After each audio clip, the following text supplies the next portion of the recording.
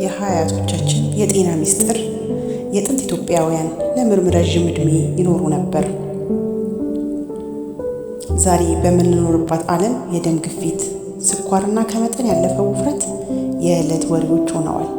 ነገር ግን ከ100 ዓመት በፊት የነበሩ ሀያቶቻችን እነዚህን በሽታዎች ስማቸውንም አያውቋቸውም ነበር። እስከ 90 እና 100 ዓመት ድረስ በጥንካሬ በጤና የመኖራቸው ሚስጥር ምን ይሆን? ዛሬ የጥንት ኢትዮጵያውያንን የጤና አኗኗር ዘይቤ ለእኛ የሚሆኑ ትምህርቶችን እንመለከታለን። የመጀመሪያውና ዋናው ሚስጥር ምግባቸው ነበር። ያኔ ኬሚካል የሚባል ነገር አይታወቅም። የሚበሉት ነገር ሁሉ ከራሳቸው ማሳ የሚመረት ኦርጋኒክ ነበር። ለምሳሌ ጤፍ፣ ገብስ፣ ስንዴና ጥራጥሬ ሳይቀነባበሩ በሙሉ ይዘታቸው ጥቅም ላይ ይውሉ ነበር። ለምሳሌ ጤፍ በብረት የበለጸገ ከመሆኑም በላይ ለሰውነት አስፈላጊ የሆኑ ማዕድናትን ይዟል። ከዚህ በተጨማሪ እንደ ቆሎ፣ ንፍሮ ያሉ ጥንታዊ ምግቦች ለሰውነት ከፍተኛ ጉልበት የሚሰጡና ለረዥም ሰዓት የሚያጠግቡ ነበሩ። በድሮ ጊዜ ጂም መሄድ አያስፈልግም ነበር፣ ምክንያቱም ሕይወት ራሷ እንቅስቃሴ ነበረች። ሀያቶቻችን ከቦታ ቦታ ለመንቀሳቀስ ረዥም ኪሎ ሜትሮችን በእግራቸው ይጓዙ ነበር። በእርሻ፣ በቤት ግንባታ፣ በውሃ ፍለጋ የሚያሳልፉ ጊዜ ሰውነታቸው ሁል ጊዜ ንቁና ጠንካራ ያደርገው ነበር። ጤና ማለት የአካል ብቻ ሳይሆን የአእምሮ ጭምር ነው። በድሮ አኗኗር ብቸኝነት የሚባል ነገር አልነበረም። ቡና መጠጣት፣ እድር፣ እቁብ እና ሰፊ የማህበራዊ ትስስሮች ሰዎች የውስጥ ጭንቀታቸውን እንዲያወጡ፣ እንዲረዳዱ ያደርግ ነበር። ይህ ደግሞ የማህበራዊ ድጋፍ ስርዓትን የጭንቀት ሆርሞኖችን በመቀነስ ለተረጋጋና ሰላማዊ ህይወት ትልቅ ሚስጥር ነበር። ሌላውና ዋናው ሀያቶቻችን በፈጣሪያቸው ይታመኑ ነበር። ፈጣሪያቸውን ያምኑ ነበር።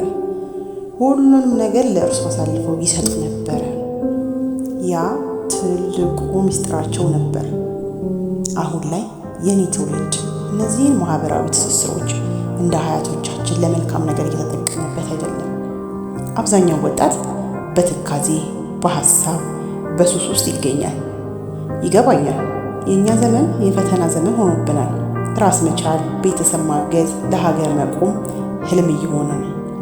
ነገር ግን በተቻለን መጠን ወደ ፈጣሪ መመልከት፣ ከእሱ ጋር መመካከር ይኖርብናል። ከሱስ ለመውጣት መዘጋጀት ለነገ የማይባል የዛሬ ተግባራችን መሆን አለበት። ሀያቶቻችን ትላንት ዋጋ ከፍለው ዛሬን ሰጥተውናል በእኛ ስህተት። እንዲሁም መምራት ባልቻሉ ባለስልጣናት ሀገራችን እዚህ ደርሳለች። ታዲያ እኛስ ነገር ለልጆቻችን ምንድን ነው የምንሰጠው? ስለዚህ ነገን ለመስራት ዛሬ በጤናና በመንፈሳዊነት ቆመን ግድ ስለሚል ለራሳችን መቆም አለብን። ወደ ጥንቱ አኗኗር መመለስ ባንችልም ከአያቶቻችን የምንማረው ብዙ ነገር አለ። ዋነኛው መንፈሳዊነት፣ ወደ አምላክ መመልከት፣ ወደ ራስ ማየት፣ ዘረኝነትን ማስወገድ፣ ለሀገር መቆም፣ ለነገ ትውልድ ማሰብ። ሌላኛው የምንበላውን ነገር መጠንቀቅ፣ እንቅስቃሴ ማዘውተር፣ ማህበራዊ ህይወታችንን ማጠናከር፣ አንዳችን ለሌላችን መድረስ ለጤናችን ትልቅ ለውጥ ያመጣል። የእናንተ አያቶች የነገሯችሁ የጤና ሚስጥር ምንድን ነው?